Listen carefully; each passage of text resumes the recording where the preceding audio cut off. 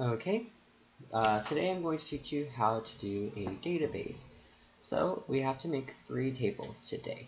So one for students, one for classes, and one for students and classes. The student ID, class ID, and ID are all primary keys, which is this first column. So we can double click it and we can rename it to student ID.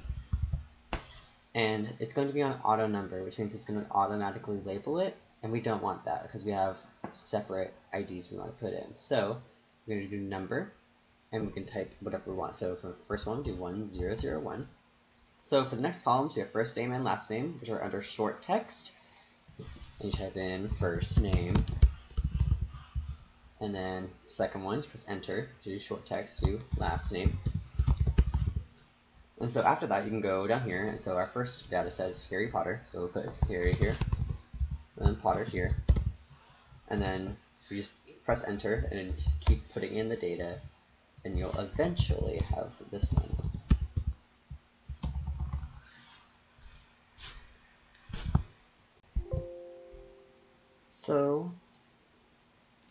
So this is what the table should look like after you finish the first table. So what we want to do here is we want to label this table. We're going to save the table. Oops. Save the table. And we're going to label it as students. And you'll see over here, the table is now labeled students. Okay, so now we're going to create the classes table data. So we'll do create table. And it's going to be largely the same process we just did with the first one. So you'll name the ID class ID. You'll do short text for course name. And then you'll also see here section number is only number. So we're going to do number for section number. Section number. A term has letters and numbers. We can do short text for it again. Rename it to term. And then for credit hours, it's a number again. So you'll do number credit hours. And then that's it. Oh, for the here again, it's going to be under auto number. We don't want that. We turn it to number again. We put in whatever we want. So 1101 for aerobics. The section number is 1000. The term is SP20. And the credit hours is 1. Again, this is how the table should look when you finish. You'll hit save again. And you'll enable classes. So we're going to create a third table for students and classes. So to create table. And so for this one, we want it to be auto-numbered. So we don't have to change the ID, the primary key here, and it's going to automatically number it for us. So for the columns, we'll have number for class ID, a number for student ID, and we'll have a number for hours studied. But you'll see on the left side over here that you wanted a decimal. So we're going to go to this one. We're going to click increase decibels. It's going to put 3. We only want 2. So you'll go here. You'll press enter. Sorry. Press enter. It'll take you here. It'll start at 1101 for class ID. And on the row, run over here. Student ID is 1001. And the hour studied is 1. And then you'll just put in the rest of that data. So once we have all these data sets set up, we're going to close them. And it's important because we're going to create relationships. So relationships, go to database tools, click relationships, and this little table will show up with all the tables we just created. So I like to drag them, so I'm going to do classes, students, and then students and classes like this. So we'll have like this little way. So class ID and student ID are shared there's a relationship between the 3 data sets. So what we're going to do is we're going to take this student ID and match it up with this student ID. We're going to create a one-to-many relationship. We're also going to reinforce referential integrity because there's data set already in the tables. So when we create it, it's going to create this little visual right here saying that they're related. We're going to do the same thing with class ID to class ID and enforce referential integrity and create it. So we'll have these relationships between these data sets now. And this is important for when we create queries, which is what we're going to do next. Okay, so make sure you save this relationships. And what we're going to do is we're going to start to create queries. So the first question is, how often did Potter study for his classes this semester? create the query needed to find this answer, and save the query as Potter studied time per class. So we're going to go create query design, and again it's going to pop this little table. So instead of clicking and dragging, you can add them. So click this, and what we're going to do is it'll show you the relationships again. Alright, so for this one, we want to see how much Potter, the last name, studied for his classes. So we're going to do course name, we're going to do credit hours, and we're going to do hours studied. So it's automatically going to put them down there for you. Alright, so what we're going to do now is, since we don't want to see every student's last name, we only want to see Harry Potter's last name, we're going to put capital P, O-T-T-E-R, and press enter. And then what it's going to do, it's going to just only show the results with his name. So we'll click run, and here we go. So the first query is Potter with his courses that he's taking, credit hours that he's taking, and the hours that he has studied for this. So what we're going to do is, when we save this, it's going to ask you for the query name. We're going to name it as Potter studied time per class.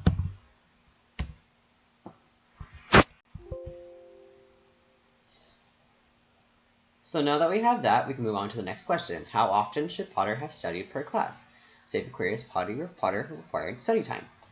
So, as you can see here, the following is credit hours per class times 2 is the required study time per class. So we're going to do create, we're going to do query design again, and we're going to put all three of them up again. Close the box. And so we want the last name again. We want the course name. We want the credit hours. We want the hours studied. And for this last box, since we don't have one called required study time, so what we're going to do is we're going to have to create an expression. So we're going to put a bracket. We're going to do credit hours, capital C. Got to make sure it matches up with the thing we already have in there, times 2. And when we hit enter, it's going to say an expression 1. And what that means is it's going to save it in the table as expr1, and we want it to be named as required study time. So when we hit run, it's going to pull up this information, but you'll see that I made a mistake and I didn't restrict it to Potter. So we hit here, go to design view. If you mess up, you can go to design view. We're going to scroll back over, and for criteria, we're going to put Potter again. Not Potter study time for class, just Potter. And so when you hit run again, it's going to label it down to Potter. And so if you want to see the entire thing, so you can just double click the tables like that, and it'll show the entire table. You're also going to save it as Potter required study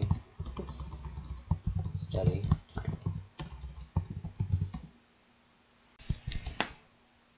So that's 2 questions down, and our third question is, how much additional time should Potter study per class? Save your query as Potter study time deficiency. So we're going to create another one, another query design, and so we'll bring all of them out again, classes, students and classes, and so we want the last name,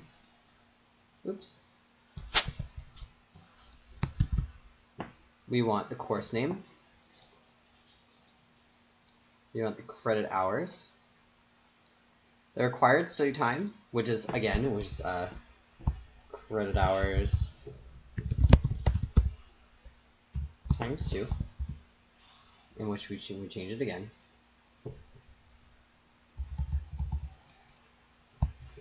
Required study time. And then we want hours studied, which is right here. And so for the study time deficiency, what we're going to do is we're going to do a subtraction.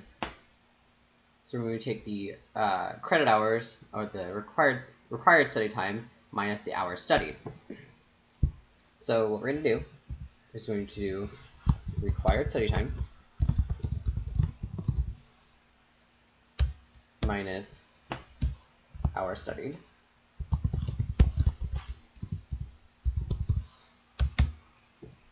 And we're going to save this, not as expression 1, but as study time efficiency. We're going to run this. And again, I forgot to restrict it to only Potter. So you go to Criteria, Potter, click Run.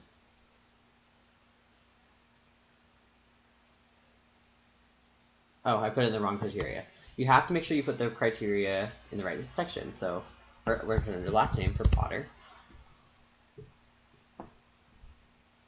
Click Run, and there we go. So we have last name, the course name, the credit hours, required study time, hours studied, and study time proficiency. So you'll see 2 minus 1 is 1, 6 minus 3 is 3, 6 minus 2 is 4, 6 minus 3 is 3, 8 minus 3 is 5. So you're going to save this as Potter study time efficiency, and we'll save it under your queries. Okay, so this last one's a little bit trickier. So overall, how much additional time should Potter study? Save your query as Potter sum total. So same process, create query design. And we're going to want classes, we want students, and we want students and classes. So we have that relationship set up. So we want the last name, we want the credit hours, and we want the sum of the required study time. So what we're going to do is we're going to do sum of required study time, colon, and that was credit hours. Well, what we can actually do is what we were doing before. We do credit hours with little brackets.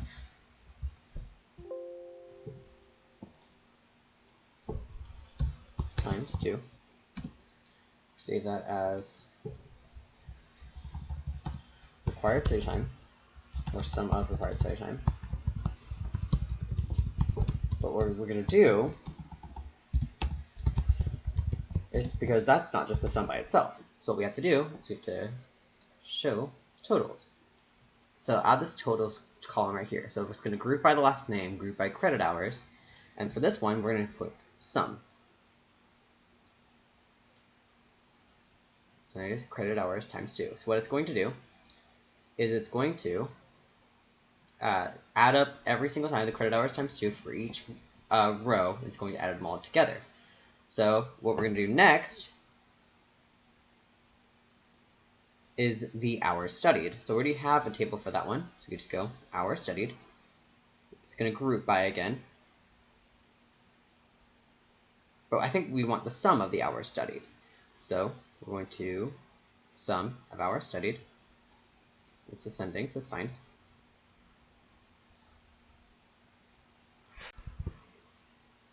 So for the last one, we're doing study time deficiency. So that's going to be the credit hours times 2 minus the hours studied. And again, we're looking for the sum. We're also not going to call it expression 1. We're going to call it study time deficiency.